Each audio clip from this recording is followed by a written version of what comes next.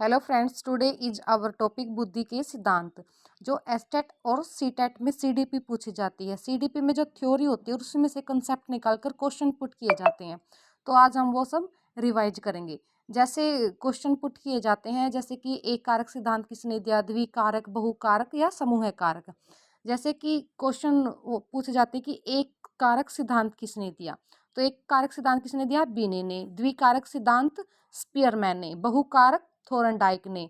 समूह कारक सिद्धांत किसने दिया, इसको हम ग्रुप फैक्टर भी बोलते हैं, जो कि थ्रस्टर ने दिया है। पदानुक्रम सिद्धांत या त्रियामी सिद्धांत जेपी गिलफोर्ड ने दिया।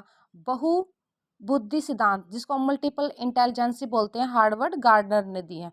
हार्वर्ड गार्डनर ने 9 प्रकार की बुद्धि दी है, जो कि हम पीछे कंसेप्ट पूरा कर चुके हैं।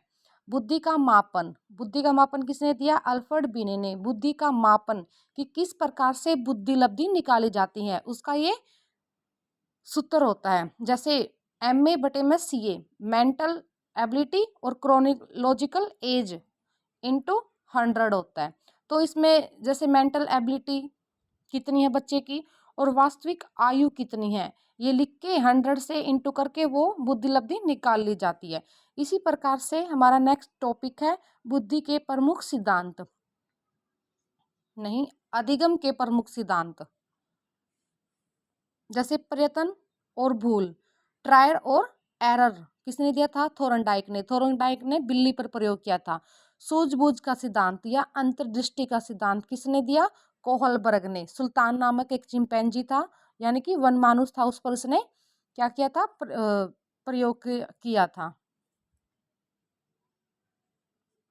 शास्त्रीय अनुबंधन का सिद्धांत, क्लासिकल कंडीशन किसने दी, पावलोव ने, जो कि डॉग पर किया था एक्सपेरिमेंट। क्रिया प्रसूत का सिद्धांत स्किनर ने दिया।